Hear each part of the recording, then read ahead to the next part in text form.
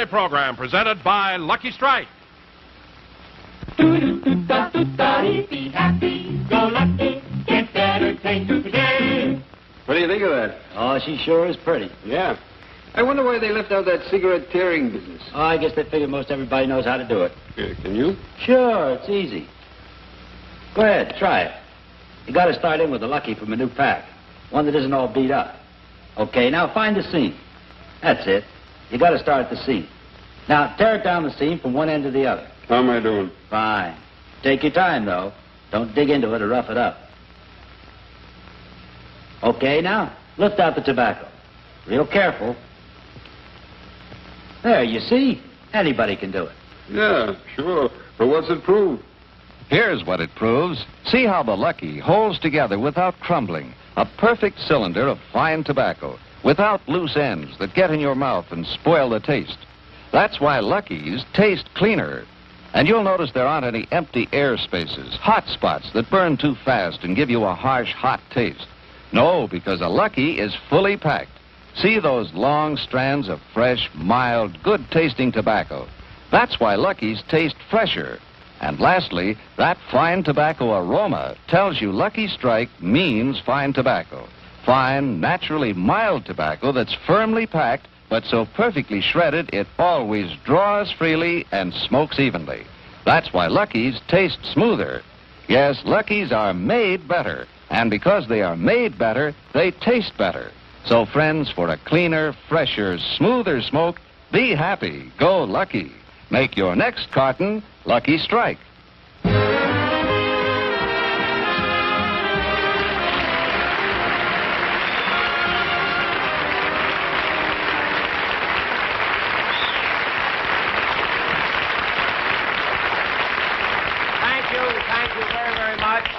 Thank you very much, ladies and gentlemen, and welcome to the Lucky Strike program. I'm Jack Benny. Well, the reason I mention that is because CBS has just added a new station in Mexico, you see, and I look so much like Tito Gazar. But you know, this is our third show, television show, and our last show, the one we did about 4 weeks ago, we did a play called Buck Benny Rides Again. And we had the most terrific response after that show. We got so many wonderful letters. Really, I can't tell you how many letters we got. And they were from such intelligent people, too, you know. As a matter of fact, I got one letter from a college professor. Did you know that execrable means lousy?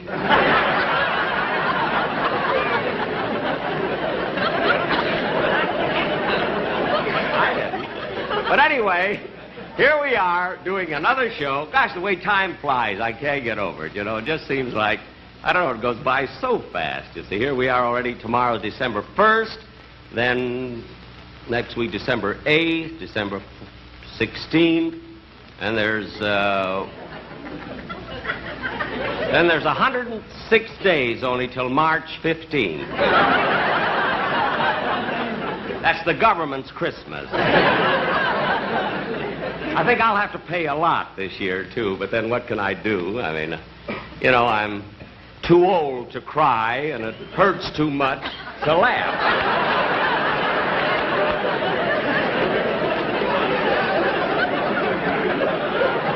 I was quoting Lincoln there. Ladies and gentlemen,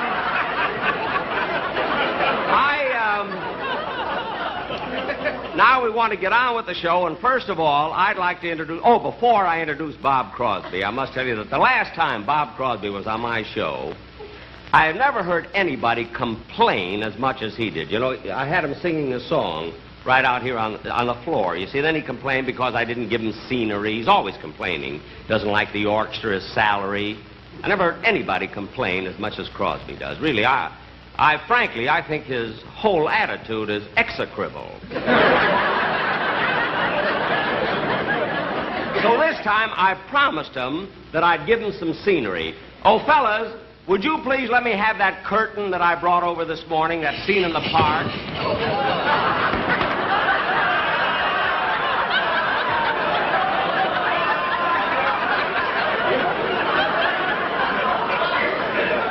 He wanted a scene in the park, you see, so I got this in a theater down the street.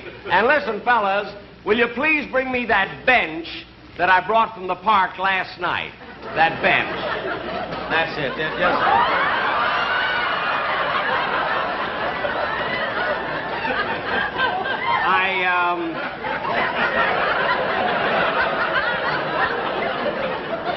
I got this bench at Griffith Park. Good bench, you know. And now, ladies and gentlemen, I would like to. Oh, kids. Well, kids, you can go now. Oh, wait a minute. Oh, Mr. Fletcher, this is Miss Thomas. Miss Thomas. How do you?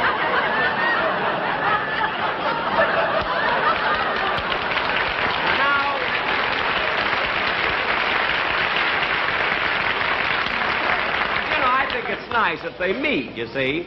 And now, ladies and gentlemen, I would like to introduce the,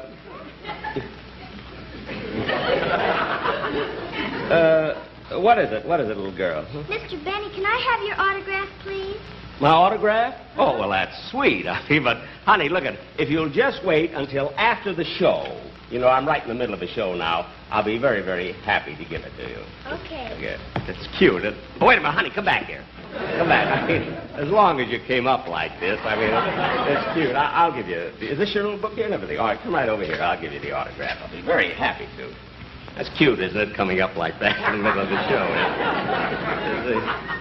What's your first name, honey? Margaret. Margaret, huh? That's a pretty name, isn't it? I'll tell you what I'll do. I'll put to Margaret from Jack Benny. Huh? How do you spell that, honey? Benny.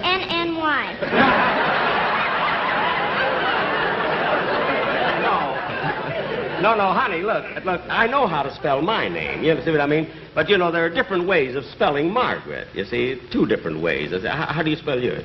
Margaret. Oh, Margaret, all right. To Margaret from Jack. Margaret, what's your last name? Truman.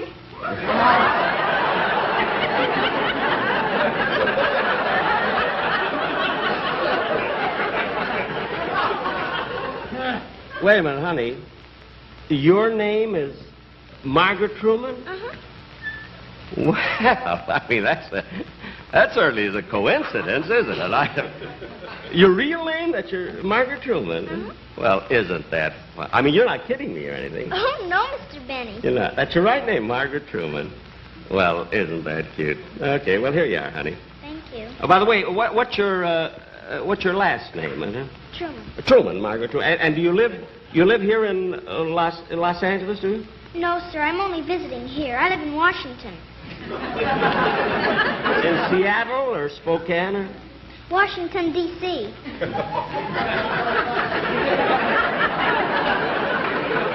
Wait a minute, honey. You live in Washington, D.C., and your name is Margaret Truman? Uh-huh. Well, that's the strangest thing I've ever heard. You're sure you're not kidding me now? You didn't just come up to... Oh, no, Mr. Benny. You're not. That's your, Margaret Truman, and you live in Washington, D.C. Well, that's the oddest thing. Have you lived in Washington long? No, sir. Where were you born? Independence, Missouri.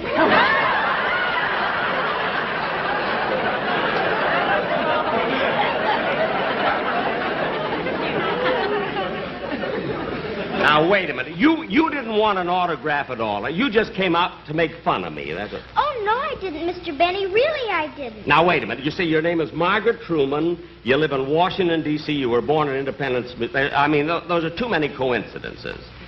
I mean, does your father work in Washington now? Yes, sir, till January 20th.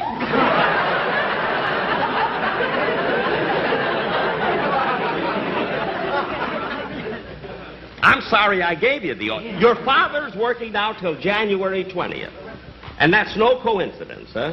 Now, wait a minute, honey. Somebody told you to say that. That's just a trick. Oh, no, Mr. Benny. Huh? Nobody put me up to it. Huh? My name is Margaret Truman. I was born in Independence, Missouri. And the only reason we live in Washington, D.C., because my father works there. Oh. Your father works there in Washington. What does he do? He's a piano player.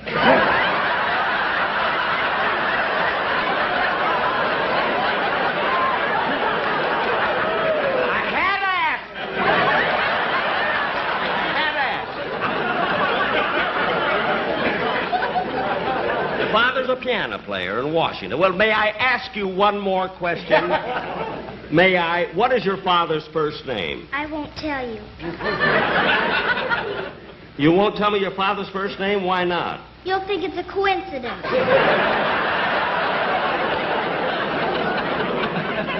Well, I'm not going to get involved in this anymore. Well, hello, Bob.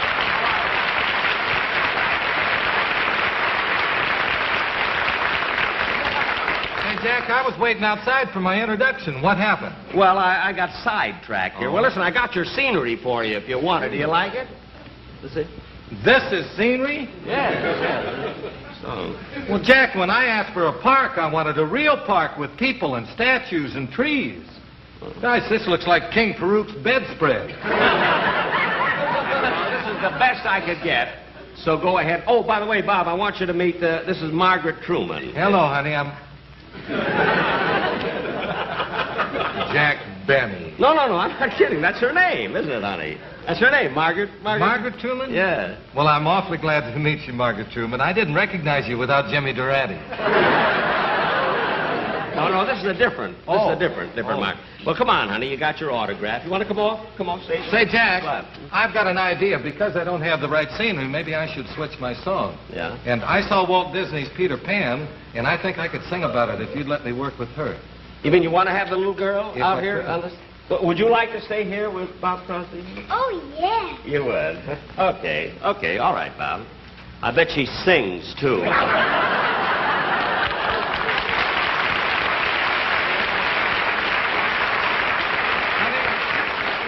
Have you ever heard of Peter Pan? Yes, I heard that story a long time ago. Isn't he the little boy who wouldn't grow up? That's right. And Peter Pan lived in a world all of his own. He called it Neverland. Was he a brave little man? Oh, was he brave? You just listen. Peter Pan. Peter Pan. He's up, he's down, he's flying all around, a busy little man. When there's danger and the battle is thick, he's there in the nick of time. Are there pirates to fight? Are there Indians in sight? Peter Pan will have a plan to spike the crime. Did he ever take little boys and girls to visit him? Oh, certainly would to Neverland, but in order to get there, they would have to fly. They couldn't fly. Oh, yes, they could. Let me tell you all about it. You see, Peter Pan had a little pixie by the name of Tinkerbell. And she would come and she would sprinkle some pixie dust over the boys and girls, and that would give them gossamer wings. And then they could fly? Well, only if they thought of pleasant things. Think of the present you brought, any happy little thought. Think of Christmas, think of snow, think of sleigh bells. Here we go like reindeer in the sky. You can fly, you can fly, you can fly. What was that? Oh, you know who that is. Crocodile? That's right, the crocodile. What makes him tick like that? Well, once upon a time, he ate an alarm clock, and that's what makes him tick. Isn't that the crocodile that took a big bite out of Captain Hook? Yes, and he liked the taste of Captain Hook so much that ever after he went around looking for people to bite.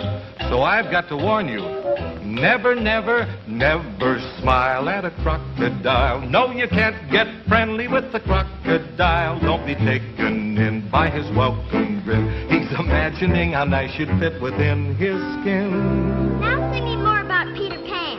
Peter Pan. Peter Pan.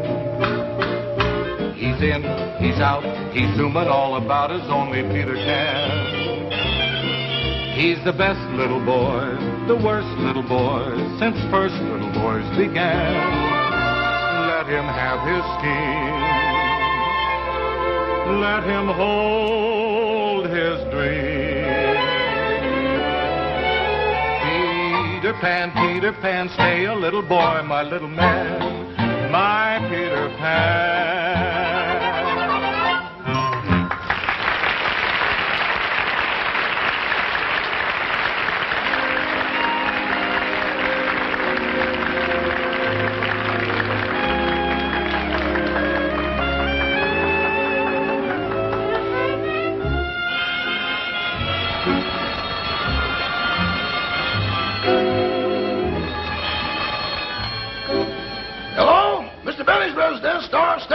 radio and...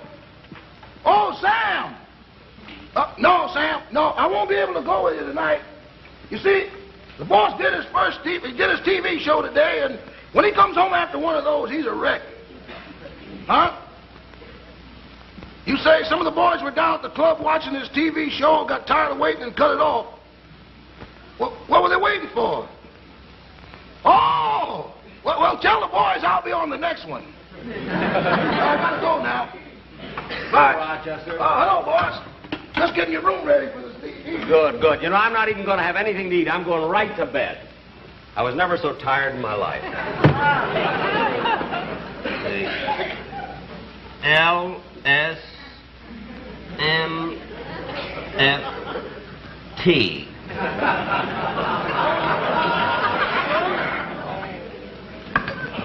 Oh, boy, what an actor goes through. They think it's easy. Do one show a month. No.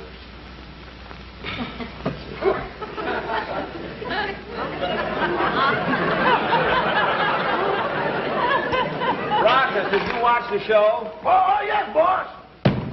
How'd you like it? I thought it was excellent. What? Excellent. Say, Rochester, how about that little girl? You know, the one that came on and asked me for an autograph, said her name was Margaret Truman. Wasn't that a coincidence? Oh, I don't know. What do you mean you don't know? Show me her father was a piano player. She lived in Independence, Missouri, and her father was going to work until the 20th of January. That could happen. What do you mean that could happen? That's silly.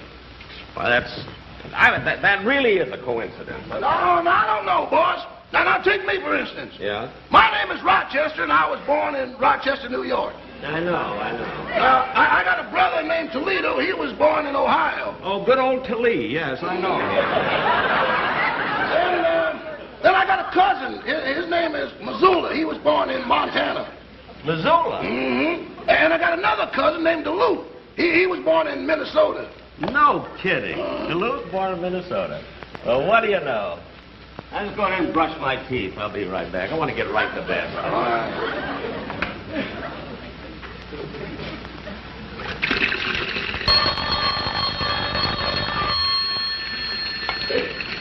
Hello? Minneapolis? Is that long distance? No, another cousin. How will you talk to him later? Oh, this is she. Well, you'll talk to her later, then. Okay. I'll call you later, Minnie. Goodbye. Rochester, look, at the next time I ask you to buy me some pajamas, for heaven's sake, will you do me a favor? Well, boss, I think they're beautiful. Oh, beautiful. Conservative, but beautiful. Oh, fine.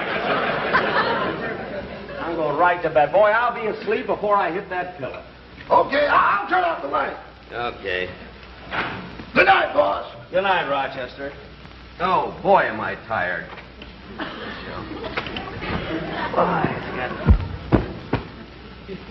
Oh, boy, it feels good to be in bed. I wonder what Minneapolis' last name is. Well, I'm not going to worry about it now. Let me get to bed.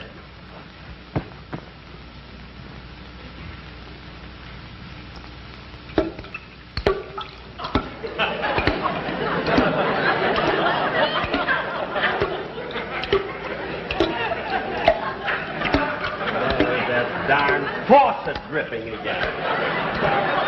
I've told Rochester 1,000,000 times to fix that faucet.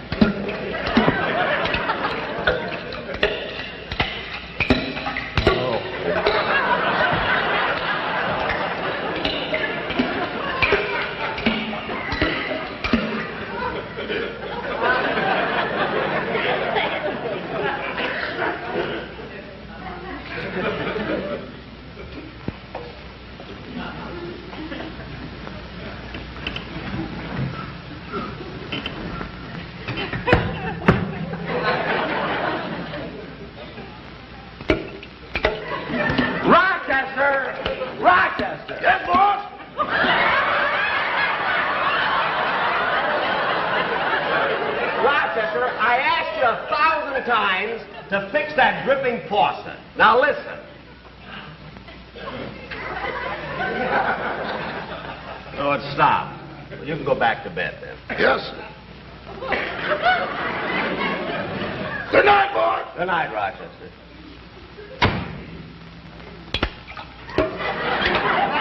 Rochester! Yes, boy.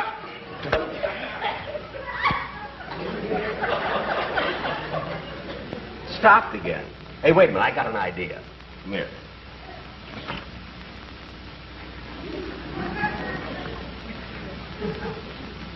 Okay.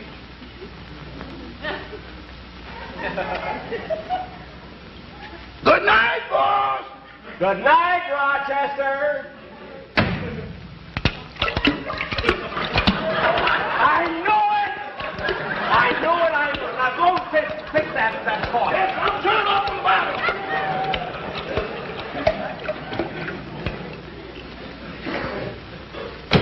Well, boss, you better try to get some sleep. How can I sleep now? I was sleepy a few minutes ago. Now I'm wide awake.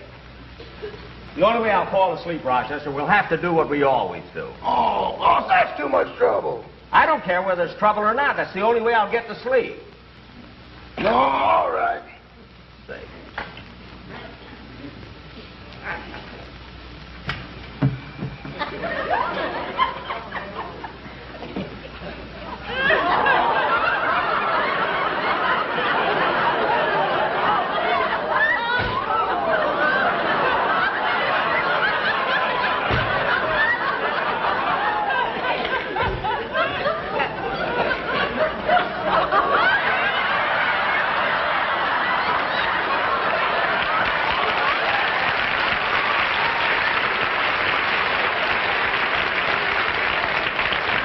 Fast. I forgot to take a Dramamine.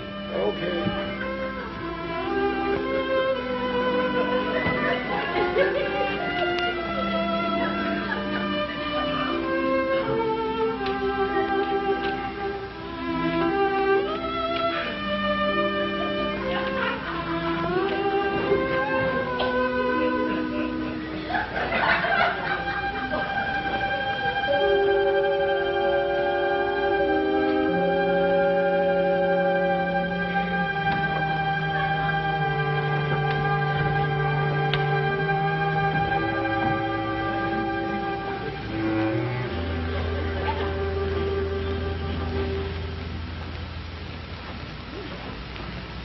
Hey, Joe, you must be in the kids' room.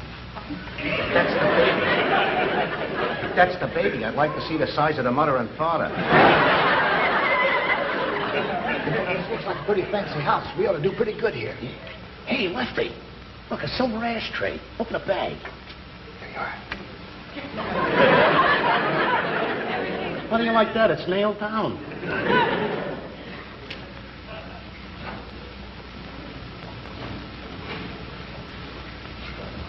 Hey, Lefty, come here.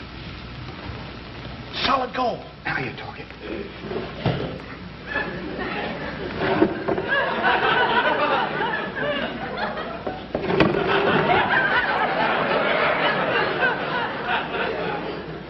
Hey, this thing must have played for Notre Dame. Let's see what's in this drawer.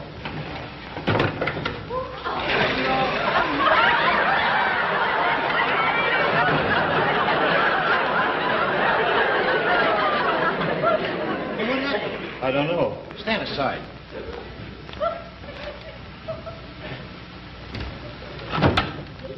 Hey, look at these beautiful shirts. Not that.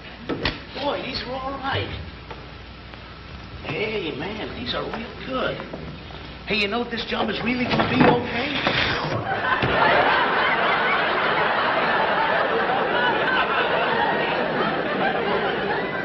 Where did them shirts go?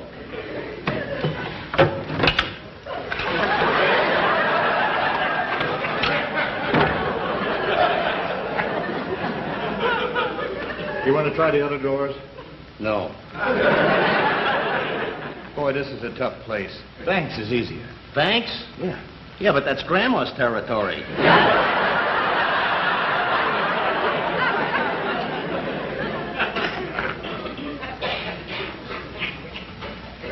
Let's see what's in here.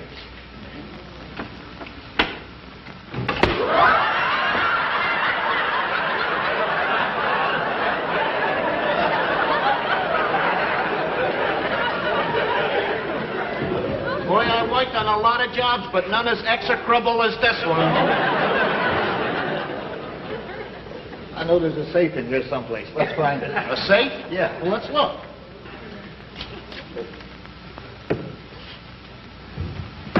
Here we are, a safe. Hey! Let's get out of here! What's the matter? The window's stuck. The window's stuck. Yeah. Let me try it. Hey, look in here. A coin slot. A coin slot. To open window, deposit 25 cents.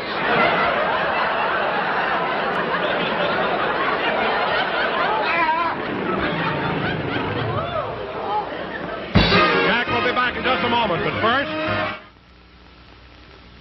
Friends, it's true, you know. Luckies are made better to taste better. Cleaner, fresher, smoother. And you remember that the next time you buy cigarettes. It's awfully important because, golly, in a cigarette, it's the taste that makes the difference. And Luckies do taste cleaner, fresher, smoother. So come on, be happy. Go Lucky. Make your next carton Lucky Strike. Be happy, go lucky, get better taste today.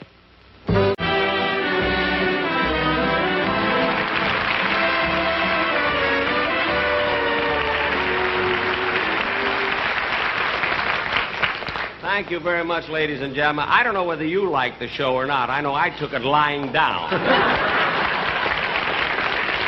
This is kind of a show I like, where you don't have much to do. You know, you just... Incidentally, were the burglars funny? Oh, the reason I don't know is because I fell sound asleep.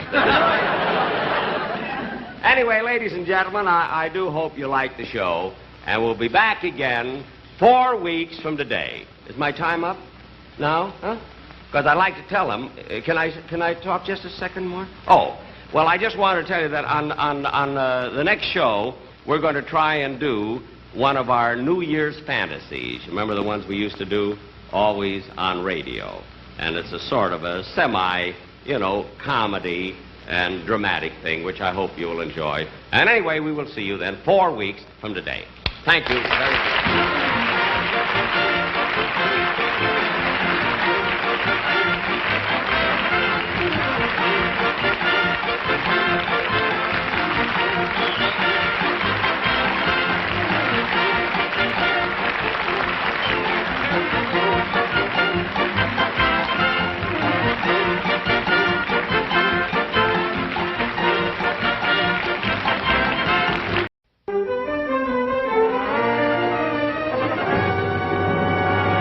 From Television City in Hollywood, the Jack Benny program with a special guest, Fred Allen.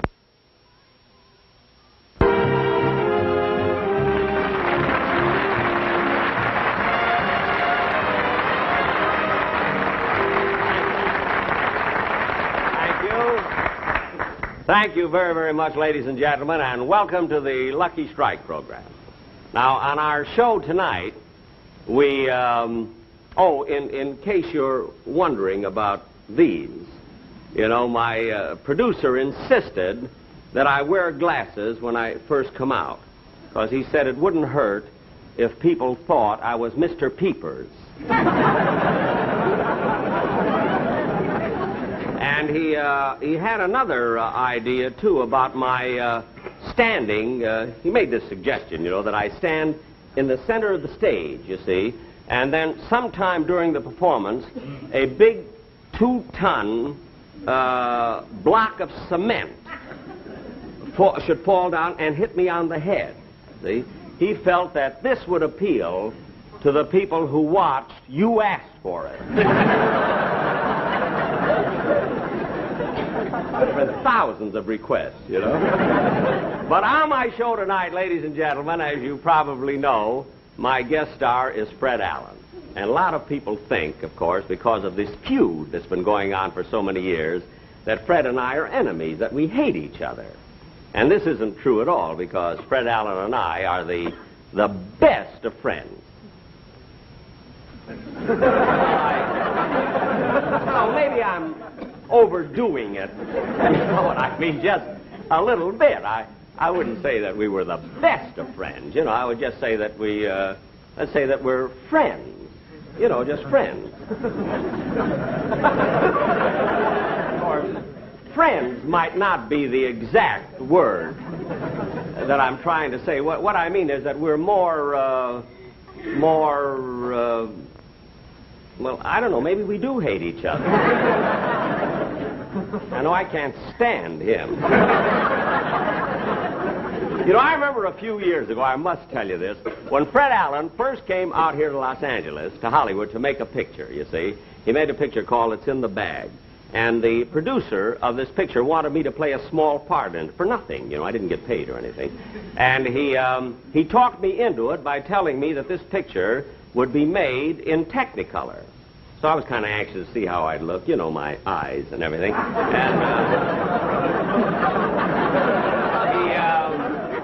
So he told me this would be made in Technicolor, but the minute we started to shoot the picture, we found out that we couldn't do it in Technicolor at all. They had to make it in black and white, because due to a peculiar pigment in Fred Allen's skin, he photographs Argyle.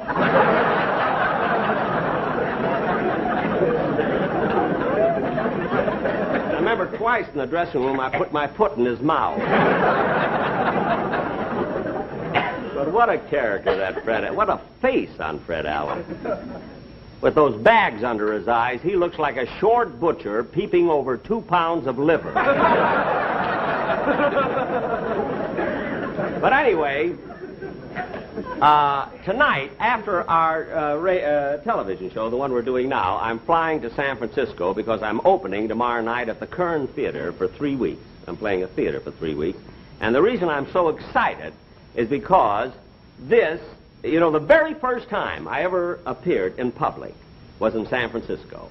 I remember I played my violin, you see, and this was, years ago. I forget just where. I know it was right in the shopping center of San Francisco. I think it was on the corner of Market and Taylor then. I understand there's a theater there now. But anyway, when I was playing Benny, that's enough the violin at this... Raleigh, Bill, will you bring the boom in a little closer so we can get the extra scenery right behind you? Good. What is it? What's the trouble? I mean, what's wrong? Oh, you won't have to go over your monologue anymore. That's fine, Mr. Benny. The length's just right. Excuse me a minute. Fellas, will you cut the house lights in back, please? Clear down. Well, look. I mean, you mean I don't have to rehearse any longer? No. Well, if I don't have to rehearse the monologue, maybe I can rehearse the sketch that I'm to do with Fred Allen. Oh, no, we can't go over that either because Mr. Allen hasn't arrived for rehearsal. How do you like that? I give a guy a job because I'm sorry for him. I pay his bus fare all the way from New York. But he doesn't show up at rehearsal. Well, as long as we stop, we might as well break for lunch. Lunch, everybody! Break for lunch! Lunch, everybody. Rochester, we're breaking for lunch.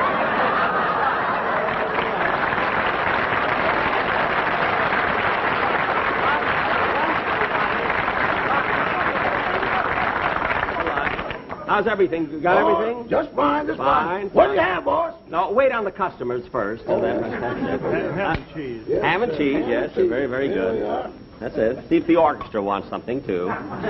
Remley, you want a sandwich?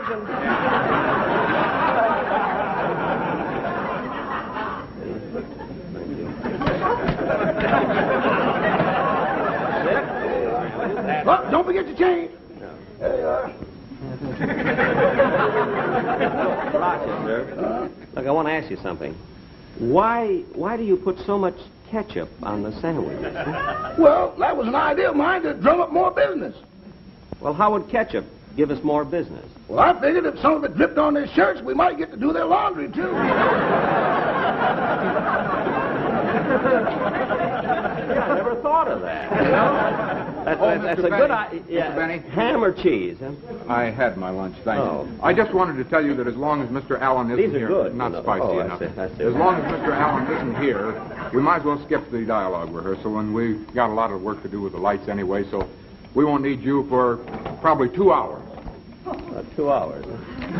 Rochester, look, I had an appointment with my sponsor at 4 o'clock. Now we're breaking for 2 hours. I'll be late for the... Well, boss, if you don't have to do anything for 2 hours, why don't you go see your sponsor now? Hey, maybe I'll do that. You know, this is the day that he picks up my option for next year. Picks up your option? There's nothing to worry about, Rochester. You know, it's just a formality, that's all. You know, he just wants to be sure that he's got me. You know, you know, for next year, that's all. So I'll run along and see him. You sell all the sandwiches and everything, huh? Okay. Don't forget. Oh, by the way, Rochester, while you're selling the sandwich, give him a sort of a floor show. You know what I mean? Sing and dance or something, and that way we can get the cover charge, too, you know, for the... Roast beef, ham, cheese, Mr. Bass, that's some noodle soup. Oh, we ain't got a bell of money. Maybe ragged and funny, but we're traveling along, singing a song, side to side. Oh, we don't know what's coming tomorrow. Maybe trouble and sorrow, but we'll travel the road, sharing a load, side to side. In all sorts of weather, maybe the sky will fall.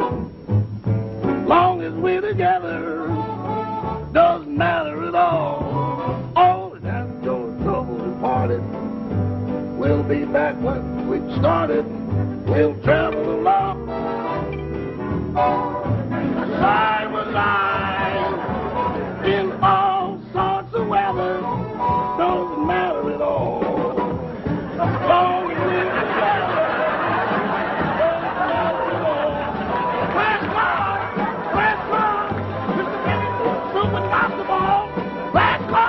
Oh, we'll travel around singing a song. Side, side,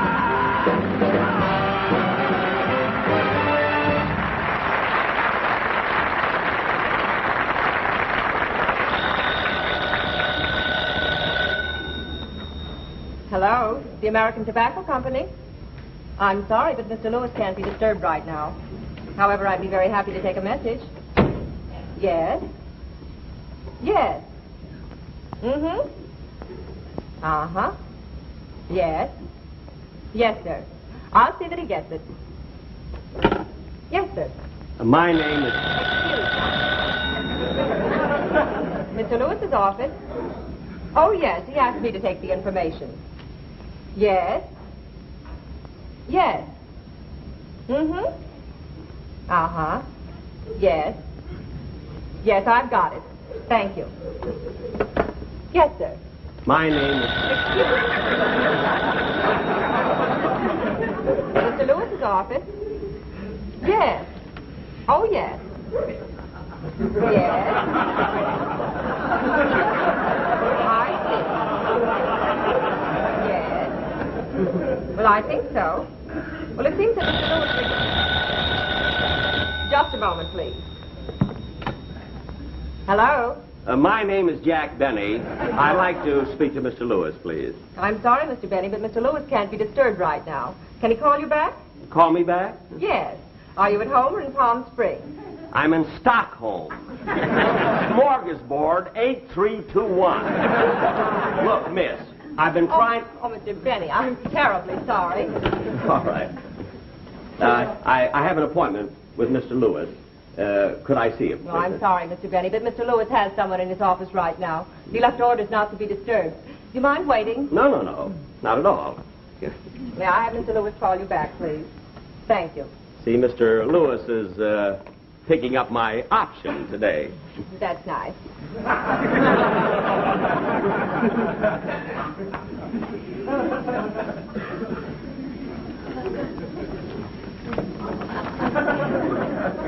You know, I've been with the American Tobacco Company now for 10 years, and they're very, very happy with me, you know. That's nice. But then why shouldn't they be? You see, I'm acknowledged to be one of the greatest comedians. Excuse me.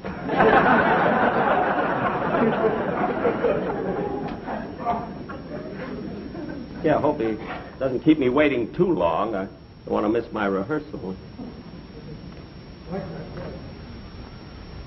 As I was saying, Mr. Lewis,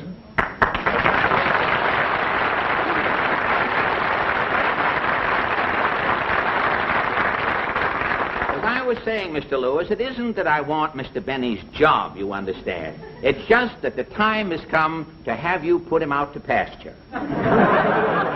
Put him out to pasture? Yes, for 30 years, Benny has been milking the same jokes to an audience that is not contented. Now, think it over, Mr. Lewis. Well, I don't know. Taking a man like Jack Benny and putting him out to pasture, do you think it'll work? Why, of course. Look, if Benny can spend the last years of his life around anything green, he'll go for it.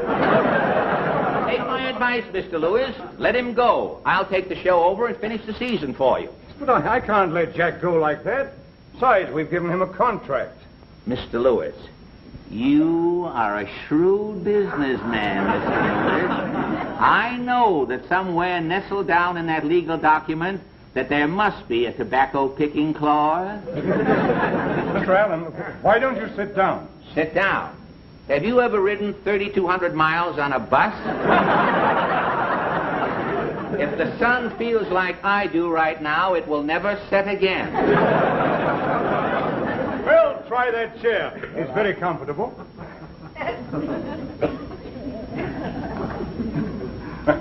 No, before I'd make a change, I'd have to be sure it was one for the better. Now, tell me, have you any television experience? Nobody has. Even the voice of experience has no television experience. But I have studied the medium thoroughly, Mr. Lewis, and I see television as a small screen, and every performer must confine himself to a small area in the screen, you understand? And I've been training for that. I am ready for television because I have been rehearsing inside of a Bendix washing machine. Inside a Bendix washing machine? Yes, sir. And to make a popular slogan even more popular, now the tide's in, let's let Benny out. Mr. Allen, may I ask you a personal question? Why, of course. You see, I've seen you on an occasional guest appearance. Yes? Now, does that give you enough money to live on? Oh, hardly, I would say. But I have a unique talent, Mr. Lewis, that affords me steady employment, I might say. That is, 3 days a week. Well, that's wonderful. What do you do? I'm a taster for Dr. Ross dog food. Dog food? I'm the Fido who knows best. My name is known in every kennel from coast to coast, Mr. Lewis. They call me the canine Duncan Hines. A dog food taster, that is unique. Well, it's a talent that I acquired during a dull season of layoffs in New York some years ago. There was things were bad, and I knew a talking dog. And he invited me over to dinner one night, and I sort of got these... No, Mr. Allen. Now, as regards the Lucky Strike program, I've no doubt that you're very well qualified. Yeah? But I must face the facts that in Benny we have a double asset. You see, he's not only a comedian, but he also plays a musical instrument. Plays? Aren't we using the word rather loosely, Mr. Rather, let us say Mr. Benny has an instrument. But if it's music you want, Mr. Lewis, I have come here prepared, sir.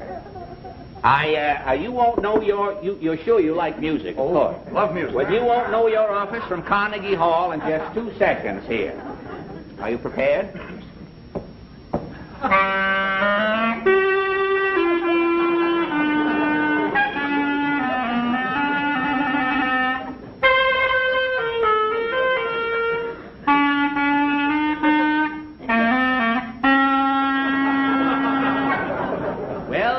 Mr. Lewis, you have all of my qualifications.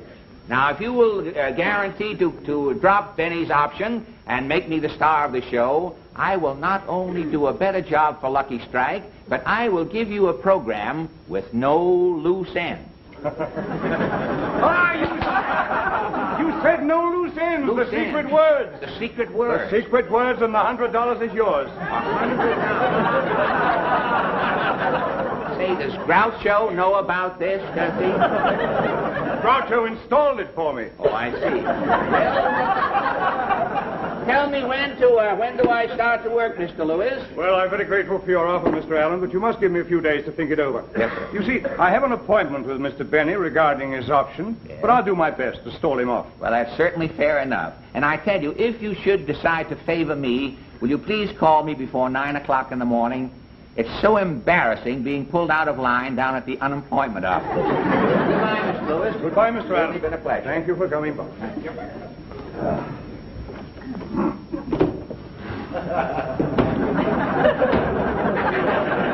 What's the matter, Mr. Allen? It's Benny. He's outside there. He can't see me in here. I'll hide in the closet. No, not in that closet. Go in that one there. Oh, what's the one over? That's right. Say, I may be in here for some time. Have you got a light? Oh, why, yes, sir. I'm ready to work for the company. I'm smoking the cigarettes already. Just... There we are. Did you get it? Yes, I have.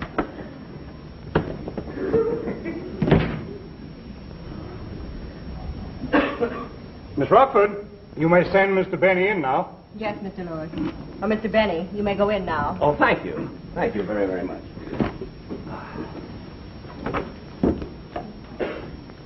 Well, hello, Mr. Lewis. Hello, Jack. How are you? May I take that? Yes, Sit sir. down, sit down. Oh, thank you very much.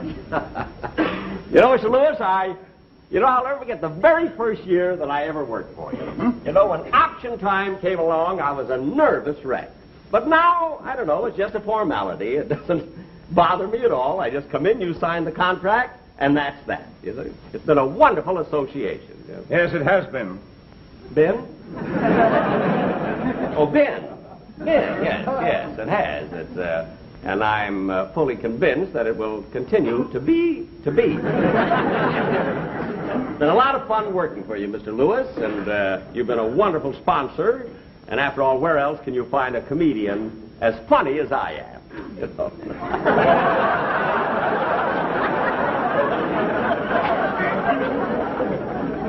Now, Mr. Lewis, Mr. Lewis, I do think that... I have the options you wanted to sign today. Oh, the options. Yes, good, yes, good. yes. That's splendid. The options. Now, what is the first one? First one. The Hit Parade. The Hit Parade. Ann Southern. There's Ann Southern's option. That's Robert right. Montgomery. Robert Montgomery. Now, you'll see these are put in the mail so that they can be countersigned. Yeah, but where's mine? Yes, look, sir. look. Well, I know, but where's my well, option? Look at. But my option. Look at. I came up here to sign an option. I mean, let's get this over with, Mr. Lewis. Let's have no loose ends.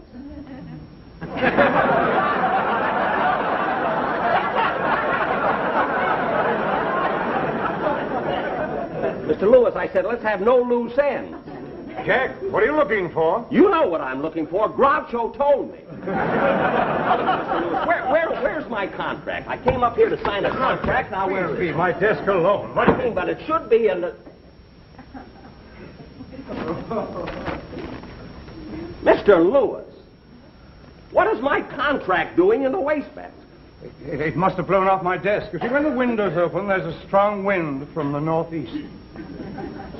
That's funny. Last year it was from the southwest. But look at Mr. Lewis. Now, why beat around the bush? I mean, everything we say here is we're private. We're in here alone. I mean, there's nobody else in here but us. Jack, regretting your option... What? I mean, regarding your option... Yes. I must have a little time to think it over. But I can't understand why you're hesitating, Mr. Lewis. I mean, I don't know. Something tells me that you must have someone else in mind. And I don't know. I don't know why you keep doing that to me. After all, I've been with the American Tobacco Company for a long time, and I'm not as young as I used to be. That's true. You were 39 when you joined us. That's right. And I've done a great job all these years, Mr. Lewis, for the American Tobacco Company. I don't know. I've worked hard. We've had wonderful shows, and I've sold the product. And twice I let you exercise the tobacco picking clause. We didn't exercise it. You held us to it. Well, I still can't understand why you're doing it. There's some reason why you're stalling. Jack, you're taking the wrong attitude. I haven't come to any decision about dropping your option. It's just that I want to think it over for a while, just for, say, 4 or 5 days. Well, all right, I'll wait.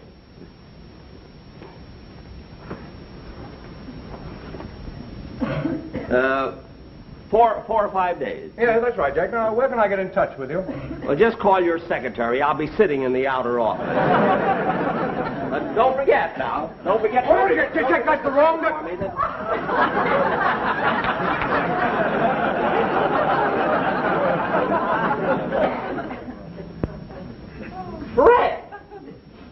Fred Allen, what are you doing in that closet?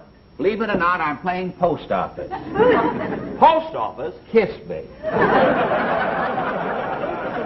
But, Mr. Lewis, there's something fishy going on here, and I'm going to get to the bottom of this. What's Fred Allen been telling you? Jack, there's no need to get excited. You know the entertainment business is very competitive. Oh, so it's competitive, huh? So that's it. Fred Allen, you ought to be ashamed of yourself. Coming in here and trying to get my job away from me. Well, gee, Jack, I had to do something. I've eaten so much of that dog food, they've written a song about me being in a window. Well, I still say you ought to be ashamed of yourself. Well, I guess I am a heel, Jack. But always remember, next to a heel, you always find a good soul. And I'm quoting from that famous poet, Tom McCann.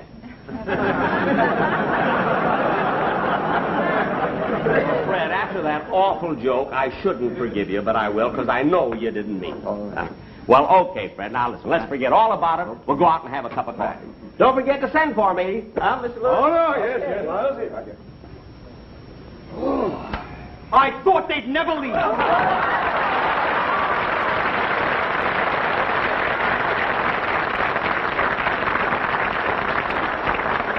Mr. Lewis, now that they've gone, let's talk business. What do you want with Fred Allen? What do you want with Jack Benny? With me, you've got a young man who can sing, who can dance, who claps his hands, rolls his eyes, and I'm so friendly. Mr. Lewis, you'd never regret it.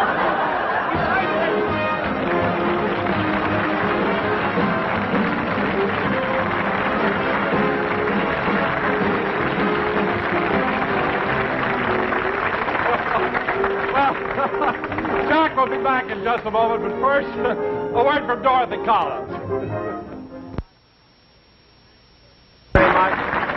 Thank you very much, ladies and gentlemen. Naturally, we were only kidding about my sponsor not picking up my option because I am signed with the American Tobacco Company until I am 40.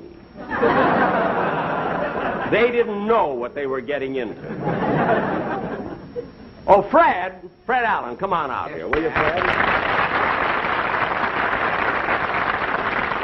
Fred, it's really been nice having you on the show, and you were wonderful. Well, Jack, you won't believe this, but I tried to louse the whole thing up. I believe it. But, Fred, let me ask you, is there any truth to that about eating the dog food? Oh, yes, 3 times a day I have it. Well, doesn't it upset your stomach? Well, no, it doesn't bother my stomach, Jack, but eating out of the bowl is hard on my knees. I see. Eddie Tanner, come on out.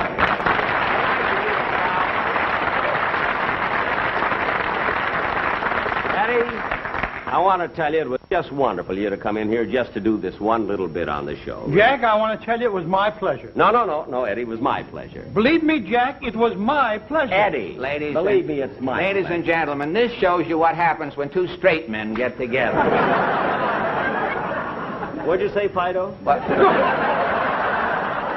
Come on, give me my red hot and let me get out of here. No, listen, I'll tell you what. You fellas have been such good sports. I'll tell you what I'm going to do. I'm going to invite you both to my house to dinner tonight, and I want you to bring your wives. Oh, that's nice. Well, Jack, I've never been to your house. How do you get there? Oh, that's right. Yeah. Well, look, you go 2 blocks. You're covering me. Oh,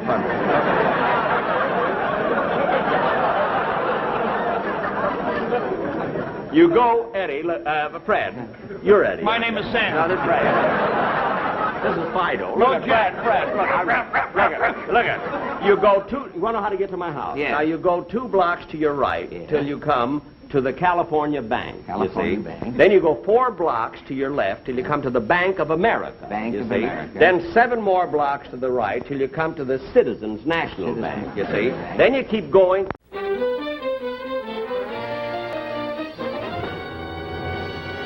From Television City in Hollywood, we bring you the Jack Benny program, presented by Lucky Strike. Hello. I'm Ed Thorgerson, and I have some mighty interesting facts here about college smokers. Last year, a survey was made in leading colleges throughout the country, which showed that smokers in those colleges preferred Lucky's to any other cigarette. Well, sir, this year, another nationwide survey was made. A representative survey of all students in regular colleges from coast to coast. Based on thousands of actual student interviews, this survey shows that, as last year, Lucky's lead again. Lead over all other brands, regular or king size, and by a wide margin. Number one reason for smoking Lucky's, just like last year, Lucky's better taste. Yes, Lucky's do taste better. First of all, they're made of fine tobacco. Naturally mild, good-tasting tobacco. Practically everyone in America knows LSMFT. Lucky Strike means fine tobacco. And more people are finding out that Lucky's are made better, too. Made round and firm and fully packed to draw freely and smoke evenly. Made to taste better. After all, smoking enjoyment is all a matter of taste. And the fact of the matter is, Lucky's taste better, cleaner, fresher, smoother. Find out for yourself. Be happy. Go Lucky.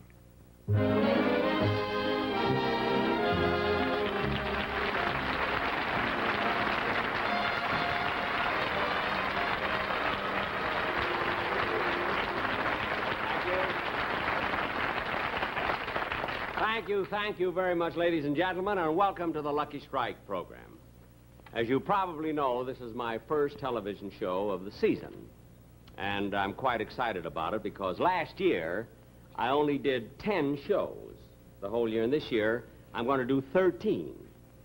13 shows. That's 3 more than I did last year, or 486 less than Arthur Godfrey.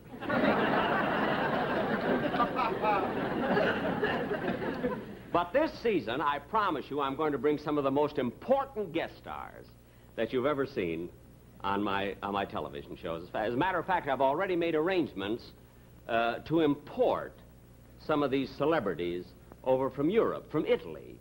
I'm bringing a lot of these celebrities. I'm bringing over Gene Kelly, Gregory Peck, Robert Taylor, and Claudette Colbert, Anna Marie Alberghetti. Oh, no, that one I got here in Hollywood. The others I'm bringing over, you know. And I'm also going to have this year a very, very important Broadway celebrity, Mr. Wayne Sanger. Now, I know that his name at the moment is not, you're not familiar with his name, but that as soon as you see him, you'll recognize him. Because for 4 consecutive weeks, he sat in the audience next to the celebrity who was introduced by Ed Sullivan.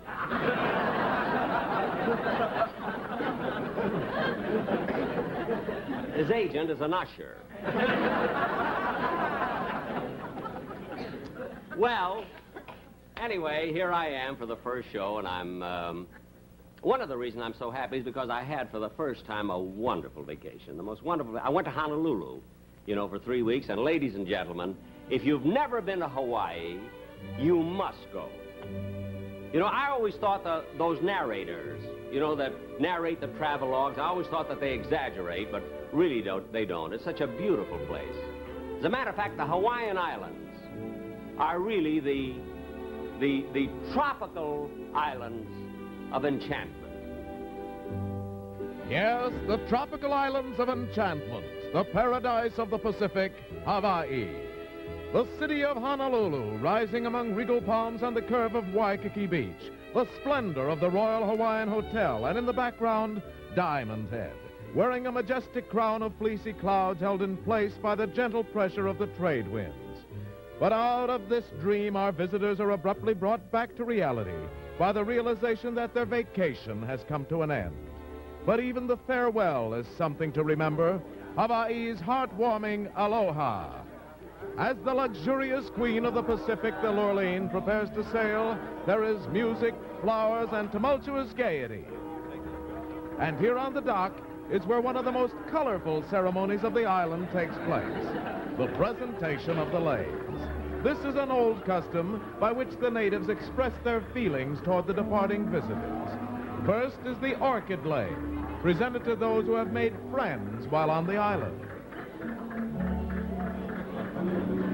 Next comes the plumeria blossom. This token, when presented to a traveler, expresses the sincere wish that soon he will return again. Yes, nobody leaves the island without the adornment of at least one flowery memento, for even the lei made of the common, ordinary ginger blossom is presented by the native shopkeepers to all those who have come into their stores and spent a little money.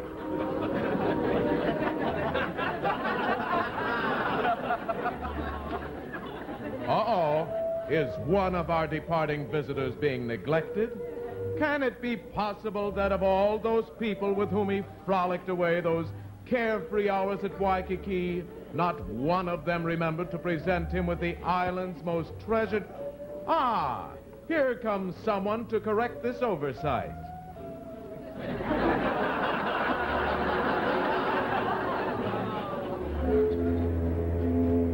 Doggone it, there's the whistle, and Rochester isn't here yet. I wonder what's keeping him. There he is. Rochester!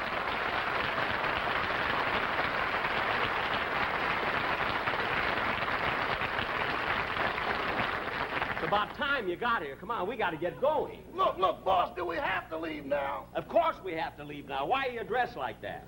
I didn't have time to change. I was a special guest at a luau. A luau? That's a Hawaiian smorgasbord. I know what it is. And anyway, why were you a special guest?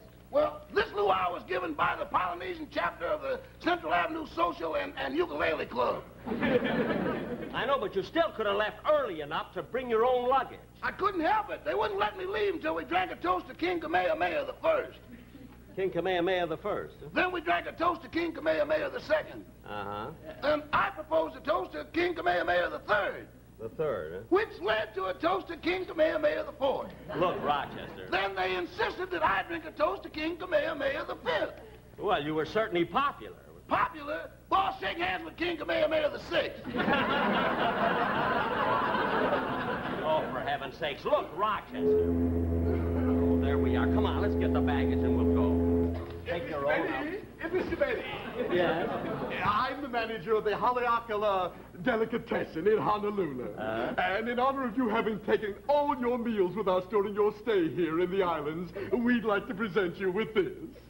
Oh, well, that's... Well, of course, I noticed that the other passengers received leis of ginger and orchids. What is this one made of?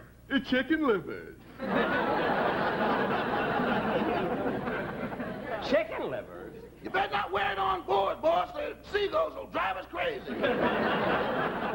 Never mind. Thank you. Yes. Thank you very, very much.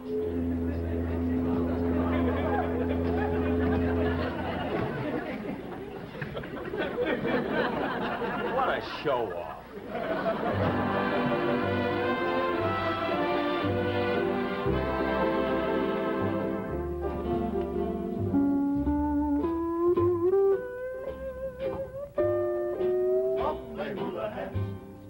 Graceful as the birds in motion, gliding like a gulls over the ocean. Lovely hula has Tony Marania. When those fingertips hold a lucky strike so tender, they are just as smooth and slender as your hula has. See how gracefully they're saying here at Waikiki, it's LSMFT. See the pleasure they're portraying, it's that meditation of that fine tobacco. So before you go, take a puff and say aloha. Till we meet again, keep luckies in your hula hats. Tony Manani.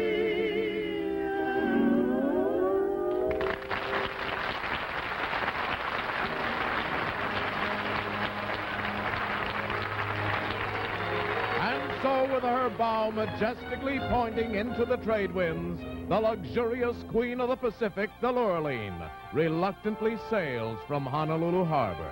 And as the Aloha Tower sinks behind the horizon, we bid fond farewell to Hawaii. However, our vacation has not come to an end, for we still have the luxurious voyage homeward.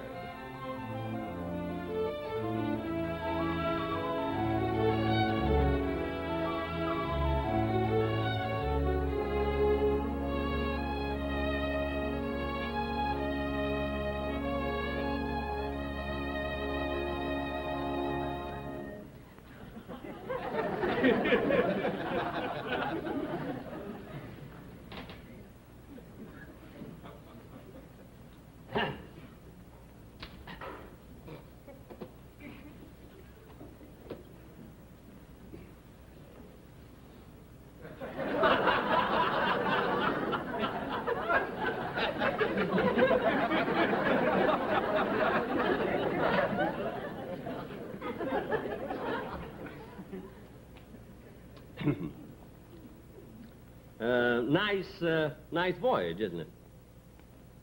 Huh? I said it's a nice voyage. Oh, yes, it certainly is.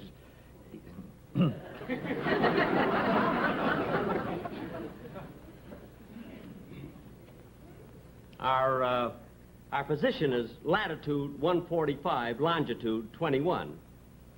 Well, that's nice.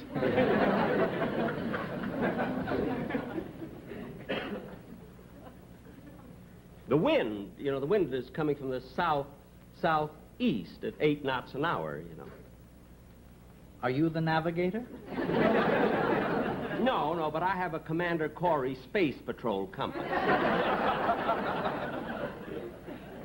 I ate cereal and it came out of my ears. That's how you get one of those compasses. And how long did you live in Kansas City? Oh, about 16 years. 16 years, And you graduated from high school? In 1936. 1936. There's someone being interviewed there. Must be a celebrity of some kind. Yes. Yes.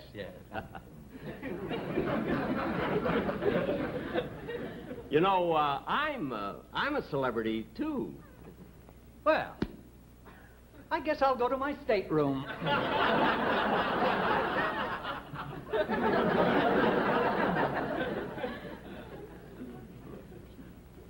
Thank heaven, now I can read.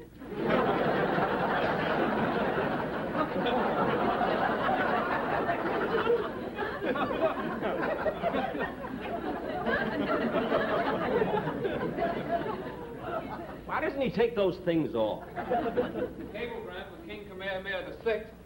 Cablegram for King Kamehameha VI. Oh, here, boy, here.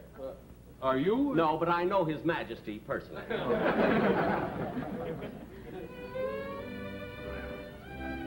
Yes, there's nothing like a trip on an ocean liner, for a voyage at sea is synonymous with romance.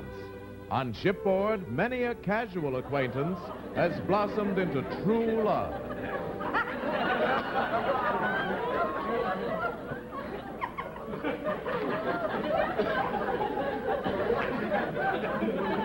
Hello?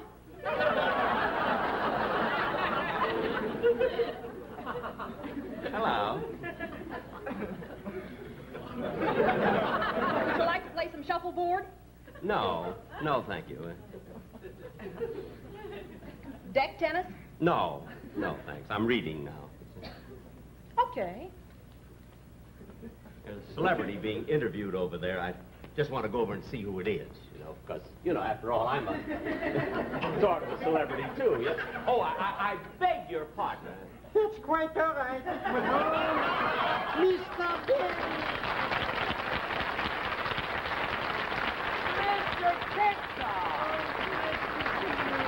Oh, for heaven's sakes, Mr. Kitzel. Well, what are you doing on this ship? I just had a wonderful vacation in Hawaii. No. Did you visit all the islands? I went from Maui to Kauai, from Hilo to Haiti. Tahiti? From Tahiti to Tahiti. No. Yeah. Well, you must have seen all those hula dancers then with the grass skirts, huh? Yes, I did. And you know the most beautiful girls I ever saw was on the island of Oahu. I know what you mean. You know? Well, is this your first trip to the islands? Oh, goodness, no. Every year this time I'm spending 2 glorious weeks on the tropical islands of enchantment. No. Yeah. Well, how can you afford it? I got a nephew who's a master of ceremonies on a quiz program. And you always win? This year I went direct to Hawaii and he cabled me the questions. No. Well, it's wonderful seeing you. Is your wife with you? Who do you think I'm hiding from? Hello, Mr. Benny. Hello.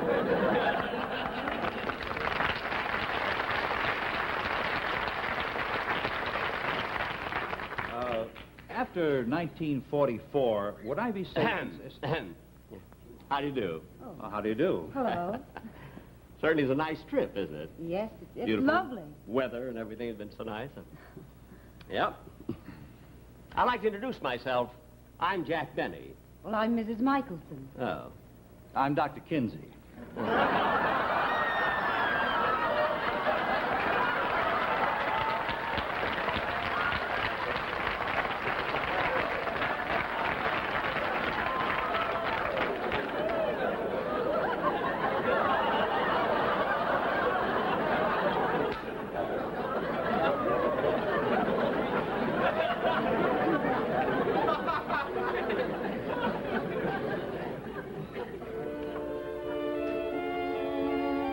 Yes, a voyage at sea is an event that will always be remembered because there are so many things to enjoy. Dancing in the salon, sunbathing on the top deck, swimming in the ship's pool, and in the evening there is always a movie in the ship's lounge.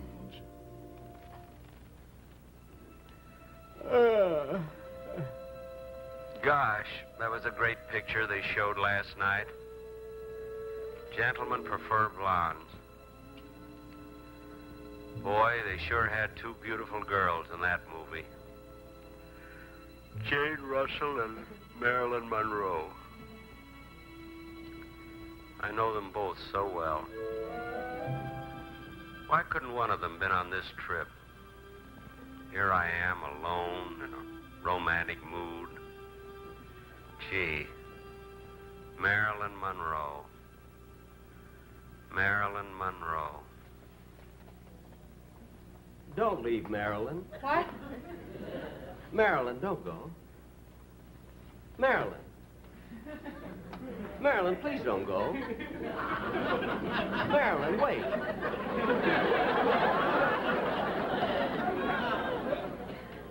Marilyn.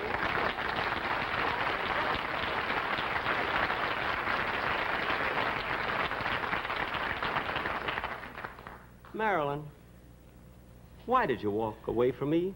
Why did you want to leave me? Because I can't trust myself with you. What? You're so strong and I'm so weak. And when you look at me with those big blue eyes, I just... I understand. In the picture, all I wanted was money and diamonds. But now, for the first time, I realize that all I really want is you. Marilyn. Dream on, Mr. Benny, dream on. Marilyn. Marilyn, I'm mad about you. I'm mad about you too, Jack. Jack. Yeah. Jack. Will you do something wonderful for me that would make me very happy? Well, of course, Marilyn. I'd do anything. Anything for you. What is it? Well, in my next picture, there's going to be so many love scenes. I want you for my leading man. Oh, Marilyn, I'd love to be your leading man. Good. Now, if we can only get permission from Darryl Zanuck. Why? Who did Mr. Zanuck have in mind? Himself.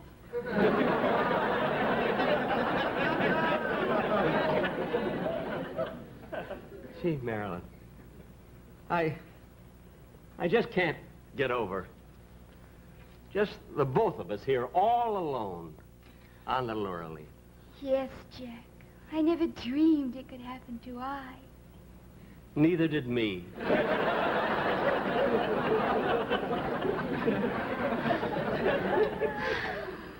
Marilyn, why are you sighing? I was just thinking, Jack, how generous you are.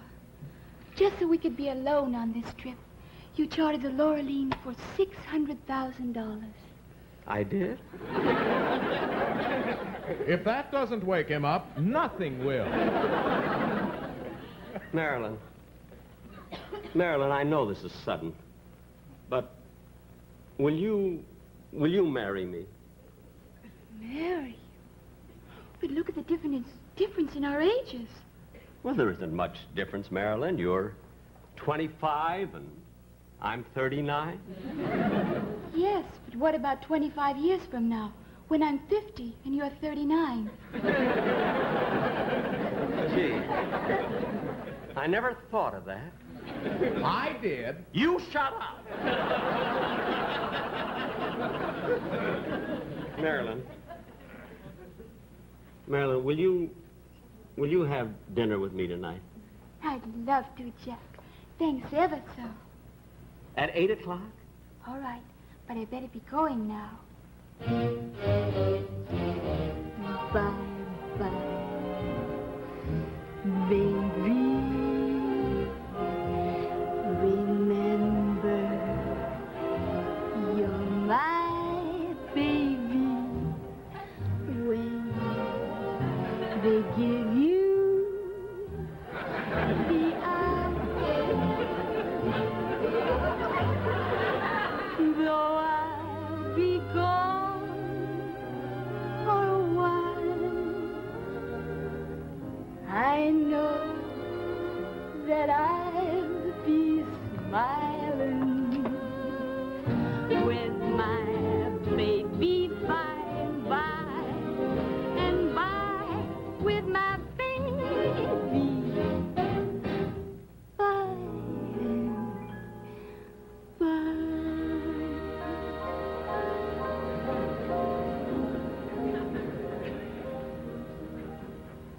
Mars, that's strange. What's strange? I'm so crazy about you, but that kiss didn't affect me at all. That's funny. I'm a wreck. See you later, Jack. Don't forget. Marilyn, don't forget dinner tonight I won't. at 8 o'clock. I'll remember.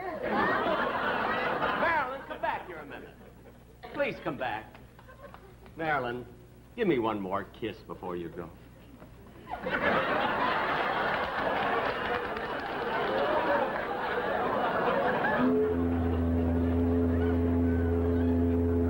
Hey, wait a minute.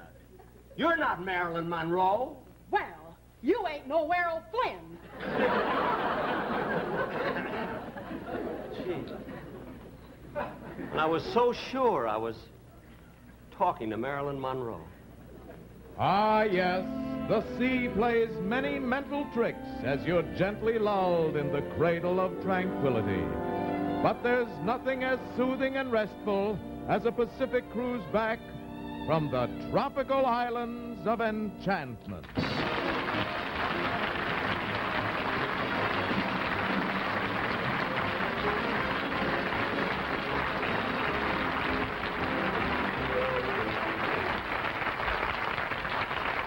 Thank you very, very much, ladies and gentlemen. And I do want to thank 20th Century Fox for allowing me to dream about Marilyn Monroe. Incidentally, 20th Century Fox is a studio that has just produced this wonderful, this great picture, The Robe, which will soon be presented here, and through this new process called CinemaScope. This is really a great, great event in the history of motion pictures. Now, I know you'd like to see Marilyn Monroe again, so I'll bring her out very, very soon. But first, a word from Dorothy Collins. Friends, smoking enjoyment is all a matter of taste. And the fact of the matter is, Lucky's taste better. Cleaner, fresher, smoother.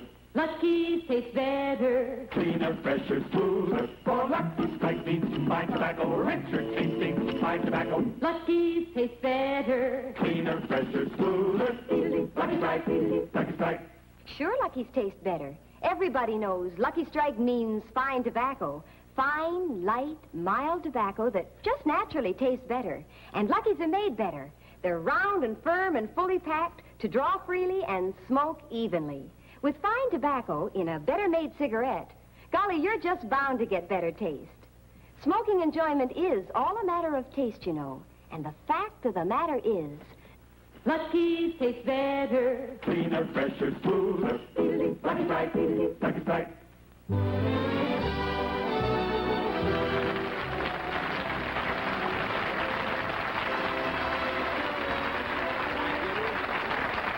Thank you very, very much. Marilyn, this is your first appearance in television, isn't it? Yes, it is, Jack.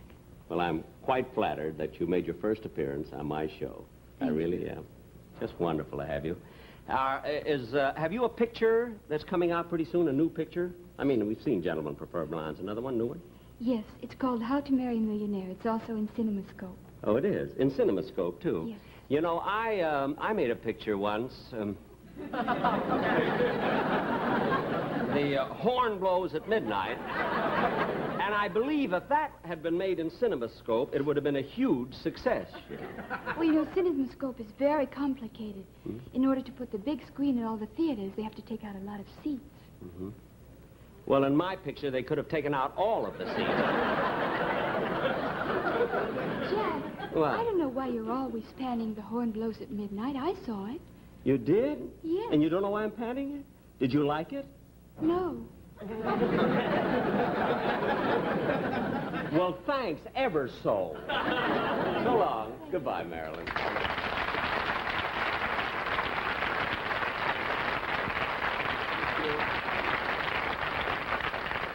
You know, ladies and gentlemen, I'm really quite flattered. I feel highly honored that I was able to have Miss Monroe for my first show, and I do want to thank 20th Century Fox so much. Of course, another thing that thrilled me today is because I also opened my radio series today. You know, I did my first radio show, and I had my same cast with me. There's Dennis and Mary and Don Wilson and Rochester, everybody but Phil Harris. Funny thing, Phil Harris hasn't been with me for 2 years, and I still don't dare light a match in the studio. But I love radio, and am I through? Is that all I get? Oh, well, thank you very, very much.